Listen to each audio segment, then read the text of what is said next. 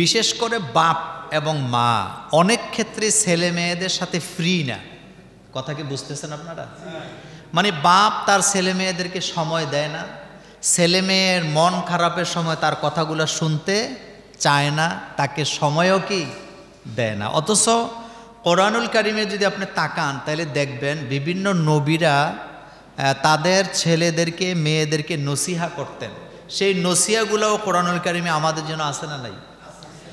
যেমন হযরতে লোকমান হাকিম তার ছেলেকে নসিহত করতেছেন, ইয়া বুনাইয়া লা তুশরিক বিল্লাহ ইন্নাশ শিরকা লাযুলমুন আযীম। হযরতে লোকমান হাকিম তার ছেলেকে বলতেছেন, ও আমার ছেলে, ও আমার আদরের ছেলে, লা তুশরিক বিল্লাহ, খবরদার তুমি শিরিক করো না। আর এক আয়াতে লোকমান হাকিম তার ছেলেকে বলতেছে, ইয়া বুনাইয়া আকিমিস সালাত, হে আমার ছেলে তুমি নামাজ কায়েম করো। আবার তিনি বলতেছেন, অমর বিল মারুফ অনহা আনিল মুনকার, মানুষকে ভালো কাজের আদেশ করো, মন্দ কাজ থেকে মানুষকে বিরত রাখার চেষ্টা করো। আবার তিনি তার ছেলেকে বলতেছেন, অসবির আলা মা আসাবাক, তোমার জীবনে যত বিপদ আপদ মুসিবত আসুক না কেন তুমি মুসিবতের সময় ধৈর্য ধারণ করো। এটার দ্বারা বোঝা যায় বাপ এবং মায়ের দায়িত্ব হলো ছেলে মেয়েকে সময়ে সময়ে নসিহা করা। কিন্তু আমাদের সমাজটা বর্তমানে এমন হয়েছে, বাপ তার ছেলেকে সময় দেয় না, মা তার মেয়েকে সময় দেয় না। যার যার হালে আছে, কে কয়টায় আসে কয়টায় ঘরে যায় এর কোনো খোঁজ খবর কি নাই। দেখেন কৈশোর বয়সে ছেলে মেয়েদের মন খারাপ হয় কি না? তো মন খারাপ হইলে আপনি তাকে ধমকি দিবেন না, আপনি তাকে গালাগালি করবেন না, বরং তার হৃদয়ের কথাগুলো শোনার জন্য কি চেষ্টা করবেন, তাকে আপনি কাছে ডাকবেন। আপনি যদি আপনার ছেলে মেয়েকে সময় না দেন, ছেলে মেয়ের দুঃখ কষ্ট মন খারাপের কারণগুলি যদি আপনি শুনতে না চান, নিশ্চিত একদিন আপনার এই ছেলে মেয়ে পথভ্রষ্ট হয়ে যাবে। এজন্য মা বাপ ছেলে মেয়ের বন্ধু হওয়া লাগবে। কি হওয়া লাগবে?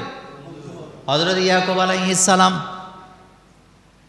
তার ছেলের কতটা কাছের বন্ধু ছিলেন বলেন। হযরত ইউসুফ আলাইহিস সালাম যখন স্বপ্নে দেখলেন তাকে চন্দ্র সূর্য তারকারাজিরা সেজদা করছে, ছেলে কিন্তু বন্ধু বান্ধবের কাছে এই কথা আগে বলে নাই, সবার আগে বাবার কাছে গেছে। বাপের কাছে যায় বলতেছে, ইয়া আবাতি ইন্নি রাআইতু আহাদা আশারা কাওকাবা ওয়াশ-শামসা ওয়াল কমারা রাআইতুহুম লি সাজিদিন। ও আমার আব্বা, আমি তো স্বপ্নে দেখলাম চন্দ্র সূর্য তারকারাজিরা আমাকে সেজদা দিয়েছেন। এটার দ্বারা বোঝা যায় ইয়াকুব আলাইহিস সালাম হযরত ইউসুফ আলাইহিস সালামের বন্ধু ছিল, যার কারণে ছেলে হিসাবে মনের কথাগুলা বাপের কাছে যে বলার সাহস তিনি পেয়েছেন। আর আমাদের সমাজে বাপ আর ছেলের সাথে 2 দিন 3 দিন 5 দিন 1 সপ্তাহ কথা হয় না, এমন বাবা ছেলে আমাদের সমাজে আছে না? না, আপনি তার কথাগুলো শুনবেন। আপনার ছেলের মন খারাপ, মেয়ের মন খারাপ, আপনি তার কথাগুলো কি শুনবেন, সে কি বলতে চায়, কেন তার মনটা খারাপ হলো। তাহলে আপনার ছেলে কখনো পথভ্রষ্ট হওয়ার সম্ভাবনা নাই। আপনি তাকে নামাজের কথা বলবেন, আপনি তাকে ধৈর্যের কথা বলবেন, আপনি তাকে ইসলাম শিখাবেন, আপনি তাকে রাসূলুল্লাহ সাল্লাল্লাহু আলাইহি ওয়াসাল্লামের সুন্নাহর তালিম দিবেন, কোরআনের তালিম দিবেন। এই ছেলে হবে আপনার চক্ষু শীতলকারী সন্তান। আর আপনি যখন দুনিয়া থেকে চলে যাবেন, এই ছেলে মেয়েগুলা হবে আপনার জন্য সদাকায়ে জারিয়া। সারাটা জীবন আপনি মরার পরে আপনার মাগফিরাতের জন্য তারা আল্লাহর কাছে দোয়া করবে। আর আপনি যদি ছেলে মেয়েকে মানুষ করতে না পারেন, এই ছেলে মেয়ে ভবিষ্যতে গাঁজা খাইয়া পড়ে থাকবে, নেশা করে পড়ে থাকবে, বাপ মার কবরটা কোথায় আছে সেই খবরও নেওয়ার সুযোগ তার থাকবে না। তো একটা পরিবার ধ্বংস হয় বিভিন্ন কারণে। দেখেন, স্বামী স্ত্রীর মধ্যে ঝগড়া হওয়াটা কি সাধারণ একটা ব্যাপার? কথা কি বুঝতেছেন? স্বামী স্ত্রীর মধ্যে ঝগড়া হওয়া সাধারণ একটা ব্যাপার, হতেই পারে। কিন্তু ঝগড়ার পরে যদি স্বামী স্ত্রীর মধ্যে ইগু কাজ করে, বলেন তো কি বললাম? ইগু যদি কাজ করে, ওই স্বামী স্ত্রীর মধ্যে সংসার টিকার সম্ভাবনা। রাসূলুল্লাহ সাল্লাল্লাহু আলাইহি ওয়াসাল্লাম বিশ্ব নবী, সোজা কথা নয়, তার সাথে হযরতে আম্মা জান আয়েশা সিদ্দিকা রাদিয়াল্লাহু তাআলা আনহার মনোমালিন্য হতো, কোনো কোনো ব্যাপারে মন খারাপ হতো, কিন্তু কখনো তারা চিল্লাচিল্লি করতেন না, ইগো ছিল না। তো জিনিসটা কি ছিল শোনেন। রাসূল করিম সাল্লাল্লাহু আলাইহি সাল্লাম বলতেছেন একদিন, আয়েশা তুমি রাগ করলেও আমি বুঝি, তুমি খুশি থাকলেও আমি বুঝি। কথা কি বুঝতেছেন? রাসূলের স্ত্রী, সোজা কথা নয়। ও আয়েশা তুমি রাগ করলেও আমি বুঝি, তুমি খুশি থাকলেও আমি বুঝি। মা আয়েশা বলেন, ইয়া রাসূলুল্লাহ সাল্লাল্লাহু আলাইহি ওয়াসাল্লাম কিভাবে বুঝেন, কিভাবে বুঝেন? এবার আল্লাহ রসুল বলতেছেন, আয়েশা তুমি যখন আমার প্রতি কোনো বিষয়ে রাগ করো তখন তুমি বলো, আল্লাহ ইব্রাহিম আলাইহিস সালামের আল্লাহ আমাদের প্রতি রহম করো। তখন তুমি আমার নাম নেও না, ইব্রাহিম আলাইহিস সালামের নাম নিয়ে দোয়া করো, ও ইব্রাহিম আলাইহিস সালামের রব আপনি আমাদের প্রতি রহম করেন। কিন্তু যখন তুমি আমার প্রতি খুশি থাকো তখন আমার নাম নিয়ে দোয়া করো, ও মুহাম্মদ সাল্লাল্লাহু আলাইহি ওয়াসাল্লামের রব আপনি আমাদের প্রতি রহম করো। এই জায়গার ঝগড়াটা কত মধুর ছিল একটু চিন্তা করে দেখেন। দোয়া কিন্তু মিস নাই, শুধু নামটা একটু বদলাইয়া দেয়। যখন একটু রাগ করে থাকে তখন বলে ইব্রাহিমের রব আমাদের প্রতি রহম করেন, আবার যখন খুশি থাকেন তখন নিজের স্বামীর নাম আছে না না। কি বুঝেন নাই আপনি হাদিসটা? মনে হয় কথাকে বুঝতে পারছেন, কিন্তু গালাগালি আছে, কোন ইগো আছে? আম্মা জান আয়েশা সিদ্দিকা রাদিয়াল্লাহু তাআলা আনহা বলেন, আমি একজন নারীকে হিংসা করতাম। সতীন বুঝেন?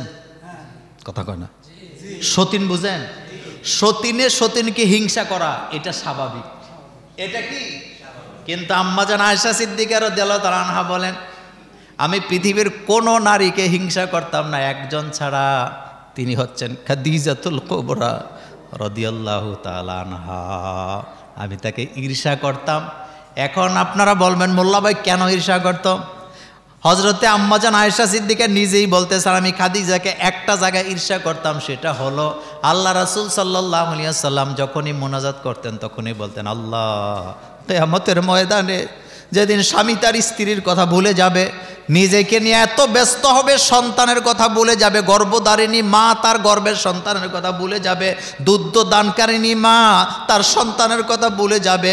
আল্লাহ কিয়ামতের ময়দানে আমি মুহাম্মদ সাল্লাল্লাহু আলাইহি ওয়াসাল্লাম যেন আমার খাদিজাকে ভুলে না যাই।